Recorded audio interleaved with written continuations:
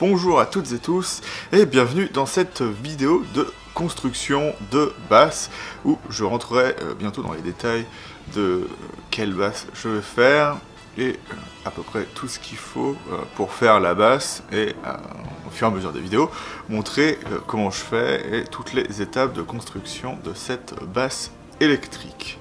Donc cette vidéo aussi je la fais pour ceux qui ne savent pas où commencer, s'ils veulent commencer à créer une guitare ou une basse. Donc cette première vidéo sera attachée à tout le matériel enfin, de base on va dire, et moi tout ce que j'utilise ou tout ce que j'utiliserai.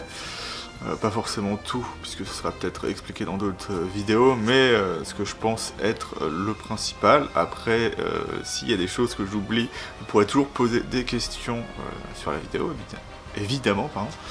Et on va tout de suite commencer. Donc, au départ, le plus intéressant pour vous, pour construire une guitare ou une basse, c'est d'abord de connaître bien la plupart des instruments musique, guitare électrique, pour pouvoir ou basse électrique, pour pouvoir bien choisir quel modèle vous allez construire. Par exemple, si vous voulez faire une Gibson, ce sera pas du tout la même façon. Style Gibson, ce sera pas du tout la même façon de faire qu'une Fender, ou ce sera un peu différent que de faire une PRS, et notamment dans le choix du diapason qui va être le plus important à mon avis sur la guitare. Donc au départ il faut bien prendre en compte tout ça, le type de micro, le type de chevalet, le diapason c'est vraiment le plus important puisque ça va déterminer l'intonation de votre guitare et si elle est bien intonnée. Si vous faites n'importe quoi ça n'ira bien évidemment pas. Après vous pouvez mélanger plusieurs constructions, d'où le fait de connaître plusieurs types de guitares. Et une fois que vous avez à peu près toutes les connaissances sur les modèles de guitare que vous aimez, vous pouvez partir et faire par exemple si vous voulez une Telecaster à manche collée ou ce que vous voulez d'autre. Donc du coup après avoir ces connaissances, il faut bien évidemment partir de quelque chose et être capable de commencer à créer la guitare ou la basse et avoir un point de repère. Donc moi ce que je conseille, c'est même si vous allez pas forcément suivre exactement tout le plan, ce que je fais jamais, hein. En général je prends le plan pour me faire des templates, donc des choses en petites choses en contreplaqué, enfin en MDF, pour pouvoir avoir par exemple la tête et le contour du corps et pouvoir plus facilement les reproduire le cas échéant, ou pouvoir voir plus ou moins les proportions, où je rentrerai en détail un peu plus tard. Donc du coup, votre plan, là, comme je crée une basse électrique, ce sera un plan de EB2, donc même si je fais pas une EB2, hein, enfin un style EB2, je suis plus un style EB3, mais comme c'est une basse qui est un peu plus compliquée à faire, j'ai choisi de prendre ce plan-là, puisque tout ce dont j'ai besoin est sur le plan, à savoir plus la proportion de la tête et la largeur du manche, parce que le diapason je le connais. Et puis voilà. Donc là j'ai ouvert mon plan. Si on a une vue de l'EB2, ou à peu près ce qui est censé être une EB2, puisque à ce que je vois ici, c'est un peu une interprétation moderne de ce qu'est une EB2. Donc ce qui va être intéressant, si vous voulez vraiment exactement faire ce modèle là, qui n'est pas vraiment un modèle de débutant, puisque on va avoir une table et un dos, et même les côtés qui seront pressés. Donc en fait, typiquement, on aura une base qui sera un moule, et on aura 3 feuilles de érable, peuplier érable collé et mouillé, qui seront mis à la presse, qui va enlever l'eau, et après on aura juste une table bombée. Et donc le dos est fait à peu près de la même façon, il y aura juste pas les ouïes dessus. Donc ici, comme c'est une demi-caisse, on aura un center block là, si on arrive à le voir, voilà. Ce qu'on peut voir aussi, c'est là le type de collage, enfin de jointure du manche à la table, enfin au center block mais à la table aussi. Et du coup ici on aura typiquement la mortaise que fait Gibson sur ses Les Paul, sur les ES 335, sur les SG. Mais moi je préfère faire la jointure de type double cut qui va être ce qu'on appelle un tenon complet. Donc en fait le tenon fait partie du manche, c'est juste une extension du manche et je trouve que techniquement c'est plus facile à faire quand on n'a pas beaucoup d'outils. Et en termes de son, moi je trouve ça mieux en termes de, comment dire, de portion de manche par rapport à ça en fait, puisque du coup là comme on aura une partie coupée, on va forcément perdre des fréquences lorsque on va avoir le son qui passe du manche au corps, sachant que sur une guitare électrique, ou basse électrique, le manche est plus important que la caisse, un peu moins sur les demi-caisse, mais comme la mienne ne sera pas une demi-caisse, de toute façon j'aurai pas à me préoccuper de ça. Après du coup on va avoir la tête ici qui, si je vous dis c'est une interprétation, c'est que les mécaniques sont des mécaniques modernes. D'ailleurs je sais pas où celle-ci existe, si ça doit être celle qu'il y a de base sur les Epiphone. Ça ressemble beaucoup aux Fender mexicaines d'entrée de gamme, mais en 2x2. Et sinon on va avoir un angle plus typé Gibson moderne, puisqu'on est à 14 degrés alors que normalement les Gibson sont à 17 degrés. Moi j'utilise un angle un peu plus restreint de 13 degrés pour avoir moins de tension à la fois sur le sillet et avoir plus de bois dans la tête, même si sur une construction comme ça, avec le bois que je vais utiliser, j'aurai forcément une partie en plus à rajouter en plus des ailes sur le côté. Après ce qu'on va avoir ici, que vous pouvez peut-être pas voir sur la vidéo, donc ici ce qu'on va avoir là, c'est le manche en coupe avec le truss rod à l'intérieur qui est une des versions de Gibson Vintage. Alors celle-là est un peu étrange parce que normalement chez Gibson, à part, je suis même pas sûr que ça a été fait un jour, mais normalement, je vais pas m'avancer là-dessus, c'est une demi-lune qu'on va avoir. Moi j'utilise les grosses demi-lunes, je crois des années 60, et là c'est juste, être une rondelle. Là on va avoir un ancrage qui va juste être un bout de tôle qui a existé, mais plus sur celles des années 70 si je me trompe pas, ou sinon c'est juste un barillet vissé dans le... enfin pas où le truss rod vient se vider, vissé dedans, qui est comme ça, qui est la construction que j'utilise. Donc ça c'est des crazy parts, mais qui se font plus, donc je vais finir par faire les miens, et du coup j'aurai une vidéo là-dessus. Mais du coup la construction là-dedans est plus, encore une fois moderne, mais avec un truss rod ancien. C'est que la cale est parabolique, ce qui est plus normalement symptomatique des Fender des années 60 et 50, encore des années 70, mais la construction change légèrement. Et moi du coup ce sera plus, donc la tige est plus longue sur une basse puisque c'est un truss rod de guitare en fait.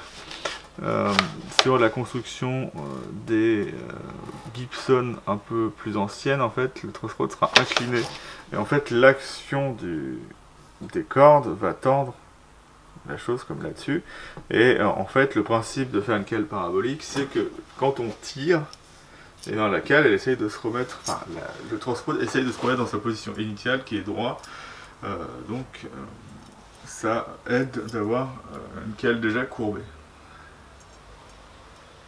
Et voilà, après on va avoir la touche et tout le reste, la saignée qu'il y a dans toutes les Gibson. Donc ce qui est assez intéressant, c'est du coup de pouvoir vous prévisualiser à peu près les épaisseurs dans le manche et tout ce qui va être même des micros. Alors c'est pas expliqué là, mais ça c'est un Modbucker. Donc c'est un micro assez spécifique à Gibson. J'en ai acheté un en hors d'état de fonctionner, que je vais remettre en fonction, mais que je garderai juste pour en faire d'autres. Et c'est un micro assez spécial que je vous montrerai le temps voulu. Mais ici, il n'y a pas vraiment montré comment ça se montait. Donc il y a à peu près le montage ici. Mais tel que je le vois là, c'est plus un humbucker qu'ils ont mis en dessous. Ce qui se fait des fois de la plaque du micro. Et après ici par contre, je sais pas si vous voyez ça, ils ont quand même, c'est ça qui est intéressant, mis un diagramme si vous voulez pas vous emmerder en chercher sur internet. Bon voilà à peu près ce qui concerne le plan.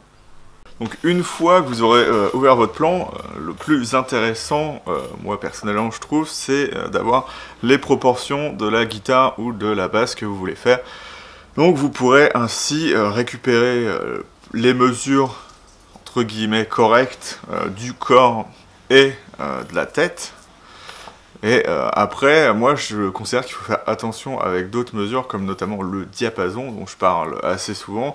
C'est qu'une fois que le plan vous donne le diapason, normalement il est marqué dans le plan.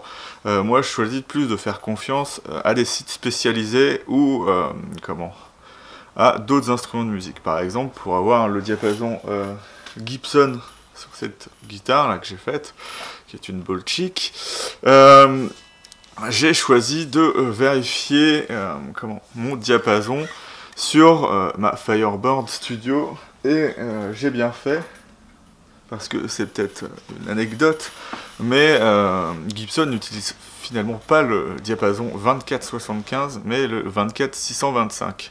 Donc tout ça pour vous dire que si vous allez sur certains sites spécialisés, notamment le site StewMac, si vous pouvez avoir, suivant le diapason que vous voulez, l'écartement des frettes et la mesure exacte. Donc si vous faites ça à la main, ce que j'ai fait au début, mais je préfère maintenant utiliser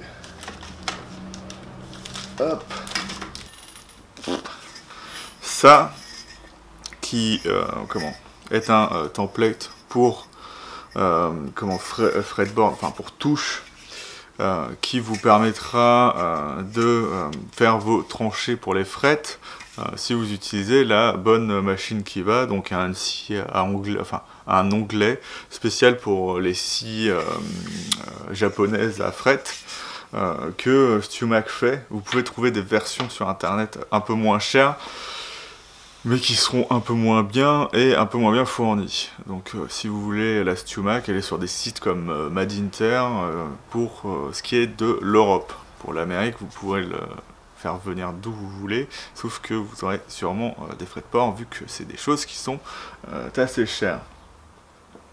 Donc voilà, en concernant le plan du coup, il y aura aussi le type de truss rod qui est important. Alors suivant l'époque reproduite, ou si c'est un plan de réplique, vous n'aurez pas forcément les mêmes façons d'utiliser le truss rod dans la basse. Par exemple sur le plan 2B2 que j'ai, c'est un truss rod Gibson standard, mais typé courbé, un peu comme chez les Fender, qui n'a pas toujours été le cas, alors que moi j'utilise la façon de faire plutôt à l'ancienne, qui est d'incliner par rapport à la touche le truss rod, ce qui fait qu'il va se tordre avec l'action des cordes, et dès que vous serrez votre truss rod, il va se remettre droit.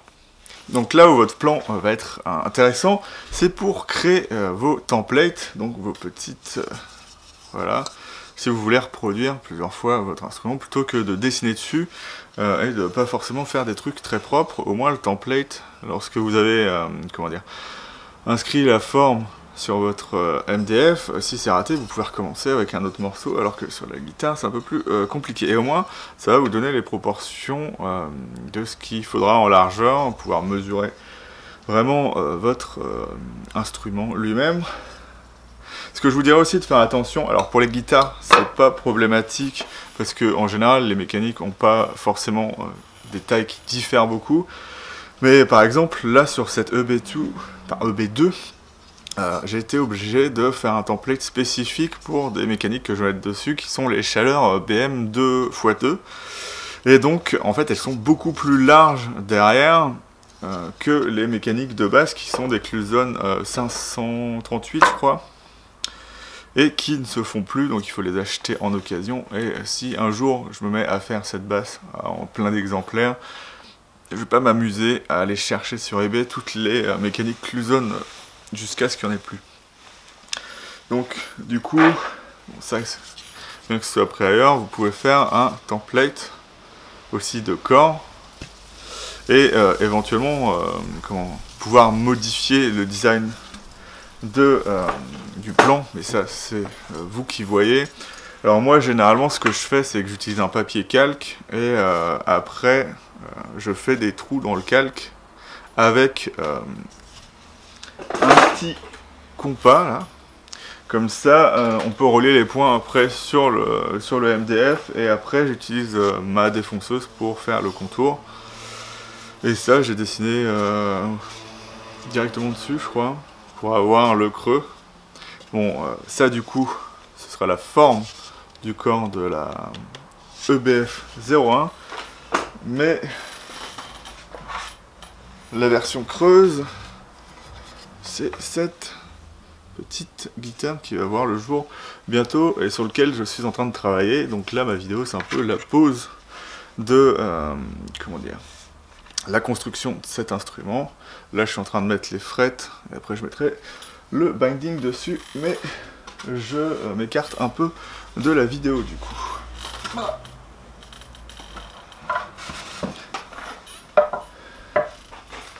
Donc du coup, une fois que vous aurez toutes les mesures qu'il vous faut, que ce soit au niveau du diapason, de la proportion générale de l'instrument, puisque suivant aussi le type de corps que vous voulez faire sera un peu différent. Faire des caisses creuses, c'est un peu compliqué en général quand on n'a rien, donc je ne conseille pas à quelqu'un qui n'a jamais fait de guitare de faire une caisse creuse, mais vous pouvez faire comme sur l'instrument que j'ai là. Je vais vous montrer du coup. Faire une version, ce qu'on peut appeler thin line. Donc comme vous l'avez vu sur le template, en fait j'ai créé de quoi défoncer l'intérieur de l'instrument, et en fait on a notre petite sculptage de table et de dos qui sera pareil de chaque côté, et sauf que on n'a aucun truc à avoir de type barrage ou faire des tables bombées à la presse, ce qui est le cas sur les ES 335 et sur les Gibson EB2 et sur les autres ES en général, mais je ne vais pas rentrer dans le détail là-dedans. Donc du coup, maintenant que vous avez les proportions générales, comme je vous l'ai dit, et vos petits templates, vous pouvez vous amuser du coup à choisir votre bois. Moi je ne le choisirais pas avant si j'étais vous, parce que ça demande du coup d'avoir le diapason, la taille du corps que vous voulez, et aussi la largeur de la tête, ou la longueur même de la tête. Donc là par exemple, je vais le sortir juste pour vous.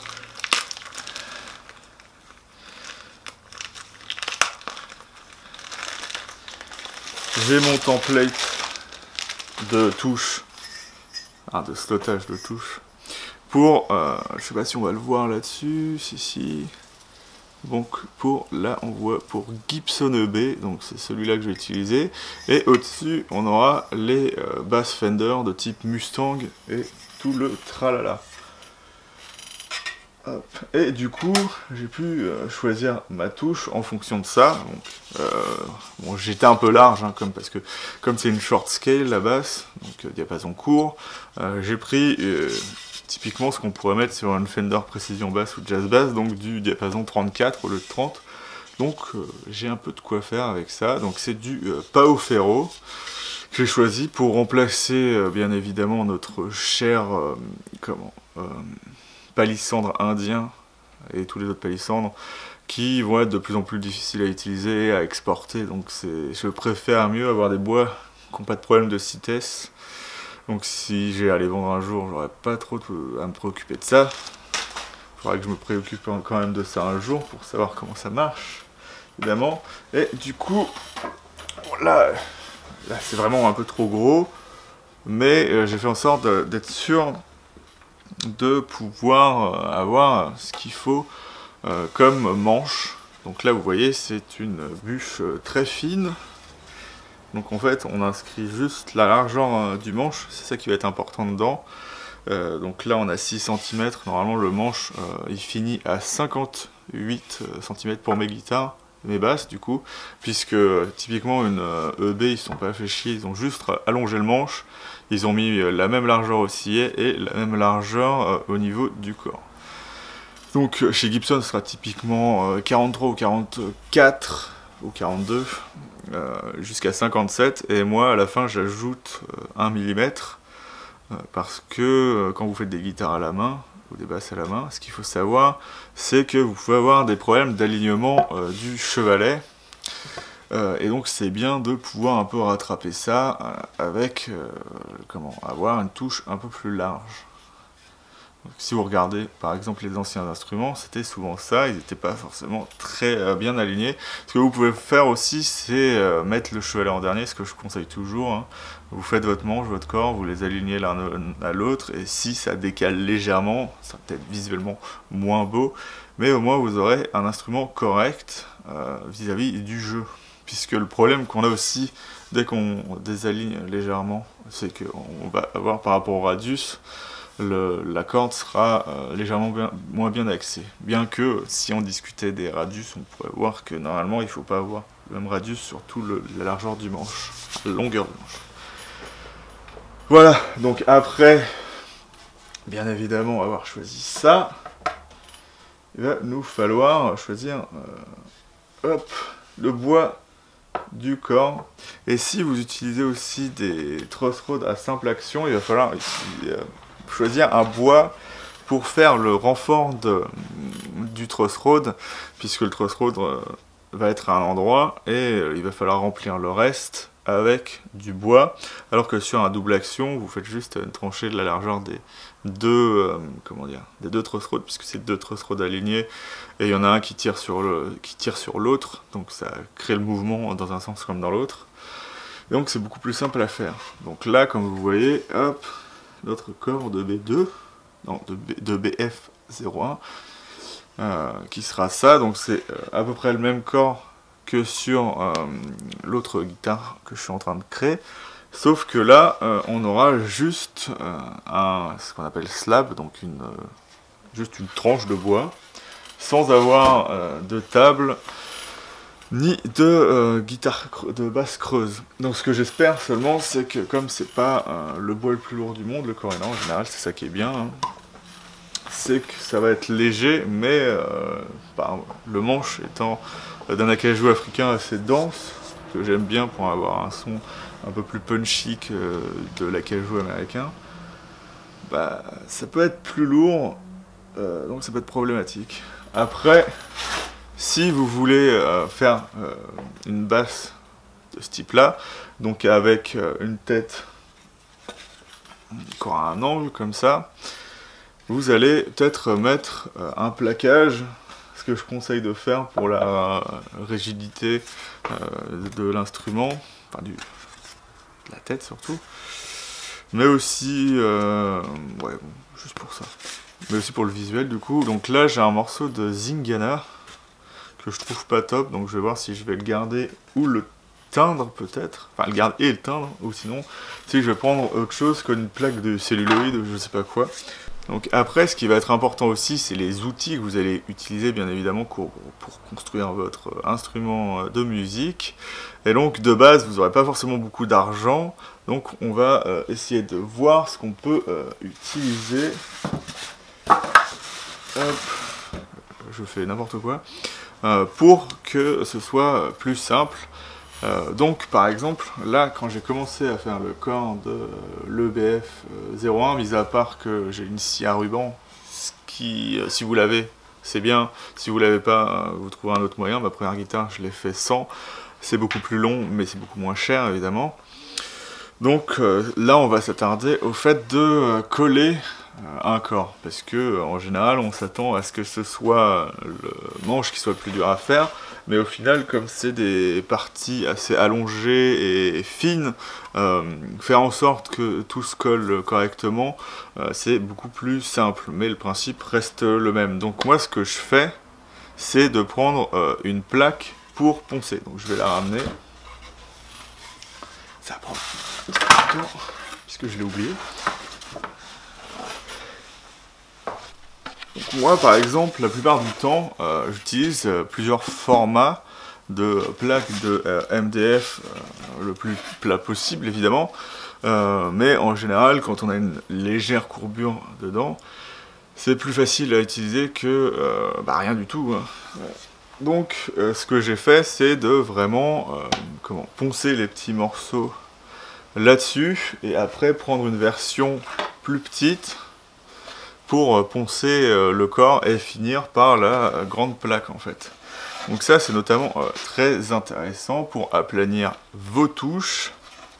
Bien évidemment le manche avant de coller la touche. Et ce qui est important, et ce qui pour moi est en général le plus chiant, c'est de aplanir le corps en fait.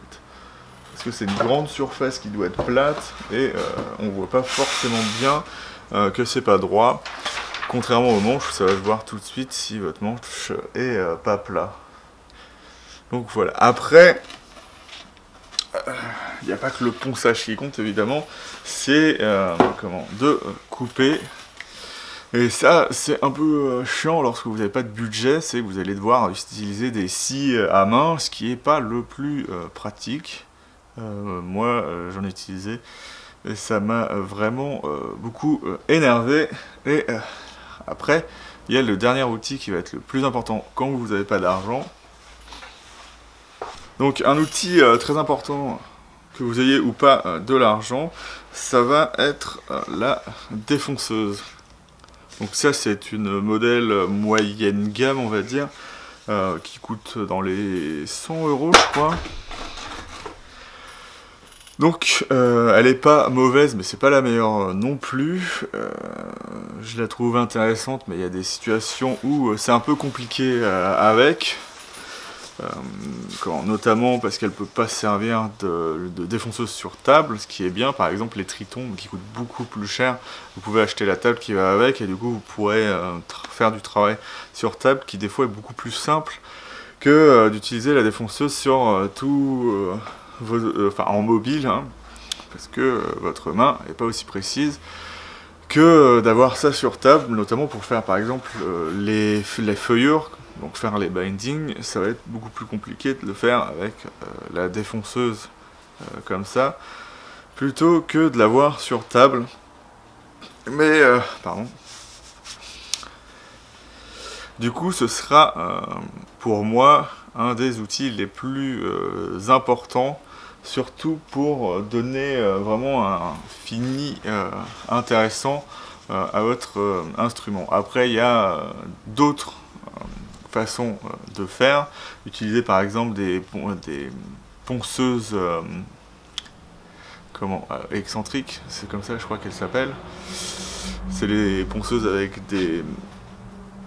un tube qui s'élève plus ou moins et en fait qui permet de poncer plus efficacement, et vous avez une table qui est à niveau, donc vous faites du 90 degrés quand vous poncez, donc ce qui est plutôt intéressant.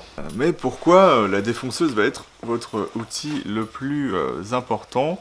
C'est parce que ça permet de faire plein de choses, notamment lorsque vous n'avez pas de scie à ruban, donc de scie précises qui peuvent aller vite. Ça vous permet avec votre template de faire les contours sans avoir trop de problèmes. Bon, après le gros problème d'utiliser une défonceuse pour faire ça, c'est qu'il faut utiliser des fraises de très bonne qualité ou utiliser 25 millions de fraises de mauvaise qualité.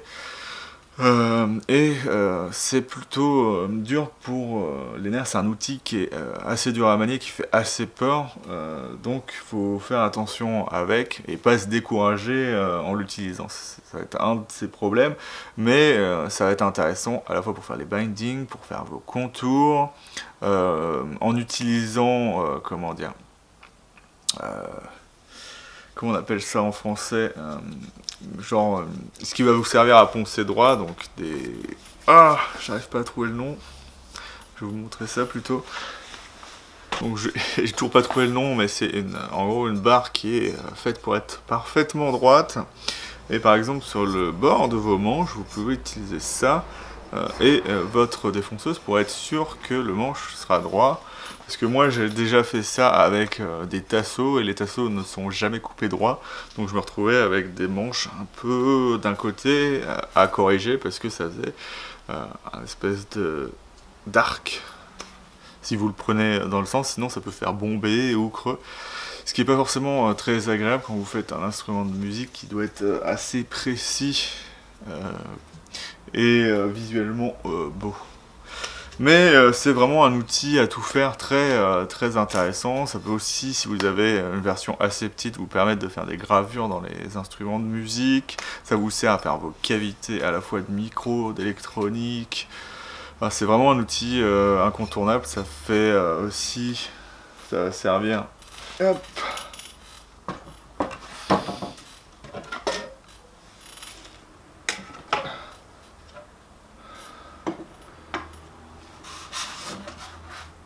À pouvoir faire votre cavité pour faire entrer le manche. Ça pourrait vous servir aussi à faire vos défonces si vous faites des guitares Thinline. Vraiment un outil dont on ne peut pas vraiment se passer. C'est pour ça que je le mets dans les outils principaux, parce que normalement il y a plein d'autres choses à utiliser. Et en parlant de ça, il va vous falloir aussi, bon celle-là est assez bizarre, mais une scie à fret, hein, c'est un des outils les plus importants, un diamètre de 0,5 cm, ce qui me semble, ou maxi 0,6, mais ce qui est bien avec une 0,5, c'est que si vous bougez un peu, en fait, votre fret continuera à être bien bloqué dans la tranchée que vous aurez faite, ce qui n'est pas forcément le cas avec des scies plus larges, mais par exemple, allez pas en dessous, j'ai déjà essayé du 0,4, et par exemple, c'est sur cette guitare-là, et il m'a fallu beaucoup de peine pour faire rentrer les frets. Il y en a qui ne sont jamais rentrés complètement, même si la guitare elle fonctionne vraiment bien. Donc voilà. Après, que dire de plus? Oui, si vous avez de l'argent, bien évidemment, vous pouvez utiliser plein de choses. Vous pouvez utiliser un onglet pour faire vos touches avec le bon diapason directement. Moi, ce que je vous conseille quand vous n'avez pas d'argent, vous allez sur internet et vous tapez chez StewMac dans le bon onglet le calculateur de fretboard, je sais plus comment ça s'appelle en anglais, et ça va vous donner directement l'écartement des frettes et le diapason jusqu'au chevalet, je crois, et donc ça vous permettra de scier le plus précisément possible votre guitare. Après, il y a différents type de template qui existe. Je crois que j'en ai un, mais ça marche pas très bien. Pour du Fender, il y a des espèces de trucs en acrylique avec les traits à dessiner au crayon, mais en fait ils ont fait le trou trop large, donc soit il faut tenir le crayon bien d'un côté, soit vous aurez une mesure approximative, ce qui a été le cas pour moi. Ou sinon il y a des systèmes un peu plus légers qui sont faits par je sais plus quelle entreprise en France, je sais plus s'il est fait encore, mais j'ai pas trouvé ça très efficace. Pour moi c'est ce système là qui est le plus intéressant. Après il y a tout le reste, hein. Choisir ses repères de touches, choisir ses frettes, choisir ses mécaniques, mais ça c'est plus en se renseignant. C'est pour ça que je vous ai dit avant, au début de la vidéo, de d'abord très bien vous renseigner sur les modèles de guitare ou de basse que vous voulez faire, et de savoir même tous les chevalets, les trucs dans le genre qui sont soit pour tenir aux spécifications d'origine des instruments de musique, soit pour beaucoup plus d'efficacité, comme des chevalets à pontet vraiment indépendants, où vous vissez par exemple sur la basse directement ça sur l'instrument, ou avoir un chevalet ancien type Fender, mais avec les pontets où on peut mettre la corde un peu partout, ce qui est assez intéressant quand vous faites votre guitare à la main, parce que vous allez, si vous n'avez pas aligné le chevalet, vous allez pouvoir un peu aligner les cordes. Bon, après ça entraîne une tension différente au niveau du chevalet. Il y a plein de trucs comme ça. Choisir vos bois, après ça pourrait être le sujet d'une autre vidéo, mais techniquement il n'y a pas de mauvais bois. Moi j'utilise du Corina qui est un bois plutôt rare et plutôt cher, mais il y a des bois toujours plus chers, notamment pour les tables en érable c'est beaucoup plus cher. C'est pour ça que j'ai utilisé une table en Ovonkol pour mon autre guitare, c'était pour tester une table sans qu'elle coûte cher, et si l'instrument sonne bien, je garderai cette façon de faire, mais vous avez à peu près tout ce que vous voulez. Ce qui va être compliqué à trouver, évidemment, c'est les acajou américains qui sont très chers et où il va falloir les acheter dans vos pays d'origine, ou par exemple ici en Union Européenne, vous pouvez utiliser de l'acajou américain qui a été importé avec les droits de CITES et tout, mais vous ne pourrez pas après revendre l'instrument à l'étranger, ce qui est un peu chiant. Donc voilà, c'est pour ça que moi en général j'utilise acajou africain, donc c'est du Sipo. Maintenant touche en Pao Ferro, j'ai celle-là, ça reste encore du palissandre, mais j'arrête à peu près d'utiliser ça. Sinon vous pouvez utiliser l'érable. L'érable ça reste le bois qui est le plus, comment dire, le moins cher, le plus répandu, pas forcément le plus facile à utiliser, notamment à la défonceuse. Ça va abîmer vos fraises très vite, mais c'est un bois assez intéressant. Et il faut faire attention aussi quand on le travaille avec des instruments à main comme les ciseaux à bois ou tout ce qui peut servir. Les râpes ça va, mais c'est des bois souvent difficiles à utiliser. Les acajou ont des problèmes aussi, hein, si vous voyez là, je vais avoir des corrections à faire parce que si vous allez trop vite avec votre défonceuse, la moitié du bois part quand vous faites quelque chose dessus. Donc après tous ces choix supplémentaires que vous pouvez faire sur votre instrument, je les expliquerai sûrement dans une autre vidéo, mais là dans cette vidéo de commencement de construction d'une basse, là je vais avoir pas du tout pratiquement parler de la basse que je vais faire, mais là ce sera plus expliquer comment faire un instrument et par où commencer. Techniquement c'est pas si compliqué que ça, il faut juste s'y mettre, aller dans le bon sens. Je pense que j'ai assez bien décrit le sens dans lequel il fallait aller pour commencer à construire un instrument. Après les outils c'est bien de les avoir en général avant d'avoir ce qu'il faut pour créer l'instrument. Après en termes de conservation du bois, éviter les pièces évidemment humide, vous pouvez garder ça dans votre cave à condition que vous ayez une aération vers l'extérieur et que ce soit souvent utilisé. Par exemple là dans la pièce d'à côté, j'entrepose les instruments, mais je sais qu'il y a une ventilation qui s'active pendant certains moments de la journée, et donc en fait c'est ça qui participe au séchage et au fait qu'il n'y ait pas trop d'humidité dans le bois, quoique une fois qu'un bois est sec, l'humidité revient difficilement dedans, et le fait de faire revenir de l'humidité dedans, c'est plus que le bois va devenir cassant et difficile à travailler. Mais du coup, ça vous permettra de maintenir le bois dans une bonne condition. Il faut juste de l'aération. C'est comme lorsque vous étendez votre linge. Si votre bois est sec, s'il y a une aération, il n'y a pas de raison qu'il y ait beaucoup de problèmes avec l'humidité. Donc voilà. Après, si vous avez des questions et qu'il y a des choses qui n'ont pas été traitées et où vous voulez des réponses, vous pouvez du coup me poser les questions et j'y répondrai si j'ai la réponse. Donc voilà. Salut!